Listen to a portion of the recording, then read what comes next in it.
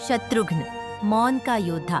The silent warrior of धर्मा शत्रुघ्न, मौन का योद्धा कथा। श्री राम के छोटे भ्राता शत्रुघ्न की, जो बोलते कम हैं पर करते बहुत हैं। जहाँ लक्ष्मण सेवा के, भरत त्याग के, वहीं शत्रुघ्न है धर्म के, विवेक और नीति के प्रतीक। उन्होंने राक्षसों को नहीं, अराजकता को हराया और इतिहास ने उन्हें मौन का योद्धा कहा। कभी कभी धर्म तलवार से नहीं, मौन से रक्षित होता है, और कभी कभी सबसे बड़ा युद्ध भीतर होता है, न कि रणभूमि में। यह कथा उसी योद्धा की है जिसने न युद्ध का गर्व किया, न राज्य का मोह, फिर भी जिनका नाम आज भी धर्म के प्रहरी के रूप में लिया जाता है। वह हैं शत्रुघ्न, दशरथ नंदन, राम, भरत, लक्ष्मण के अनुज और स्वयं विवेक का मूर्त स्वरूप। प्रकरण 1। जन्म का संकेत। अयोध्या नगरी में 4 पुत्र जन्मे, राम, भरत, लक्ष्मण और शत्रुघ्न। 4 दिशाएं, 4 तत्व, 4 स्वरूप। राम सूर्य हैं, तेज और मर्यादा के प्रतीक। लक्ष्मण अग्नि हैं, सेवा और शक्ति के प्रतीक।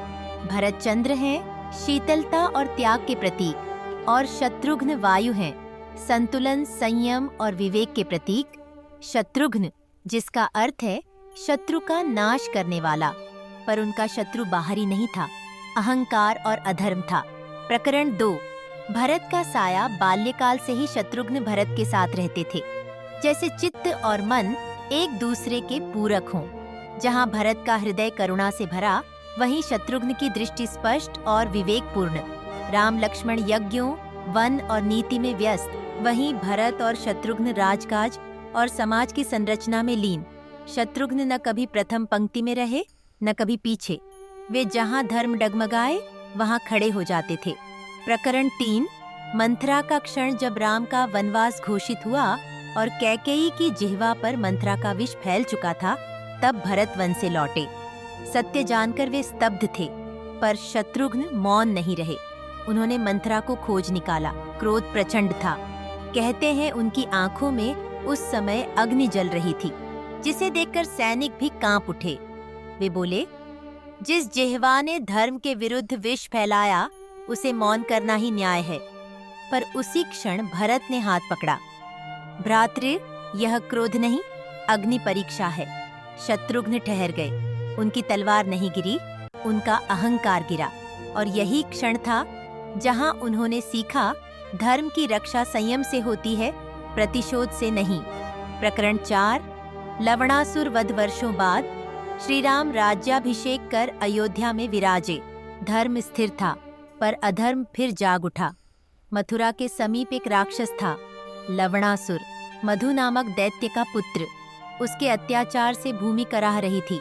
राम ने सभा बुलाई। कहा, कौन इस अधर्म का अंत करेगा? लक्ष्मण आगे बढ़े। भ्रातृ, मैं तैयार हूँ। पर राम मुस्कुराए। यह कार्य शक्ति नहीं, नीति चाहता है, और यह केवल शत्रुघ्न कर सकते हैं। शत्रुघ्न आगे आए, बोले, यदि धर्म की भूमि पुकारे तो मौन भी रण बन जाता है। राम ने उन्हें शारंग धनुष दिया, वही धनुष जिससे स्वयं विष्णु ने असुरों का नाश किया था। युद्ध आरंभ हुआ। लवणासुर गरजा, मुझे कोई नहीं मार सकता, मेरे पास शिवदत्त शूल है। पर शत्रुघ्न मौन खड़े रहे। उनकी दृष्टि स्थिर, जैसे ब्रह्मांड का निर्णय हो चुका हो। एक ही बाण चला और लवणासुर धरा पर गिरा। अराजकता का अंत हुआ। देवताओं ने घोषणा की, यह पुरुष नहीं, स्वयं धर्म का रक्षक है। राम ने कहा, आमने सत्या में, आज से यह भूमि तब स्वामित्व की होगी। मथुरा का राजा शत्रुघ्न होगा। प्रकरण 5। मथुरा का पुनर्जन्म।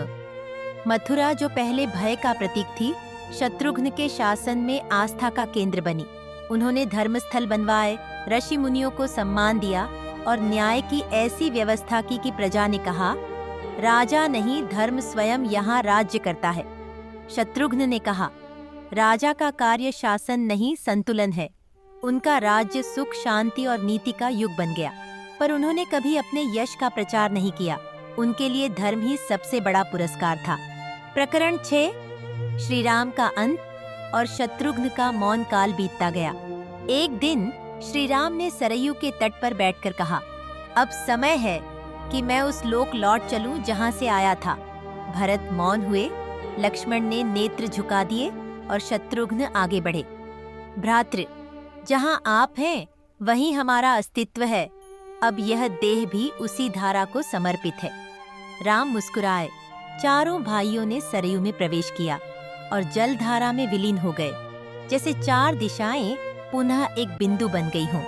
प्रकरण 7। शत्रुघ्न का दार्शनिक अर्थ, नरेशन मोड। चारों भाइयों में शत्रुघ्न सबसे मौन थे, पर उनका मौन ही सबसे मुखर था। राम आत्मा है, लक्ष्मण चित्त, भरत मन और शत्रुघ्न बुद्धि। चारों मिलकर मनुष्य का संपूर्ण स्वरूप बनाते हैं, पर बुद्धि के बिना न मन टिकता है न आत्मा प्रकाशित होती है। शत्रुघ्न वही बुद्धि है जो अधर्म को पहचानती है पर क्रोध में नहीं बहती, जो न्याय करती है पर अहंकार से नहीं भरती। उनका नाम शत्रुघ्न है। पर उन्होंने जिस शत्रु को मारा वह बाहरी नहीं था, वह था अहंकार, प्रतिशोध और असंतुलन। उन्होंने संसार को सिखाया, धर्म तब जीवित रहता है जब विवेक जागृत होता है। कैसे पहुंचा जाए, आज भी मथुरा का शत्रुघ्न मंदिर उनके स्मरण का प्रतीक है। दिल्ली, आगरा और वृंदावन से सरल मार्ग उपलब्ध है। यह वही स्थल है जहां उन्होंने लवणासुर का वध किया और धर्म को प्रतिष्ठित किया।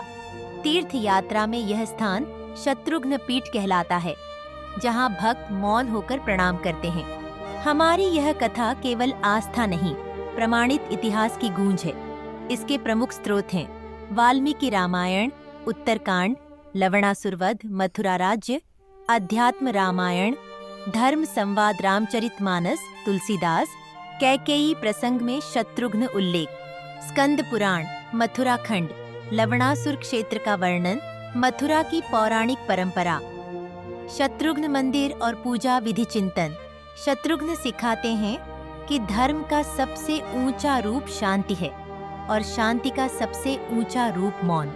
मौन कोई कमजोरी नहीं, वह स्थान है जहां न्याय जन्म लेता है। वे हमें याद दिलाते हैं, धर्म की रक्षा करने के लिए शब्द नहीं, संयम चाहिए। अगर यह कथा आपके भीतर प्रकाश जगाती है तो जुड़े रहिए ओपन आई विद माही के साथ, जहां हर कथा केवल सुनाई नहीं जाती, जीवन में उतारी जाती है। सनातन धर्मा, इंडियन हेरिटेज, डिवाइन मिस्ट्रीज।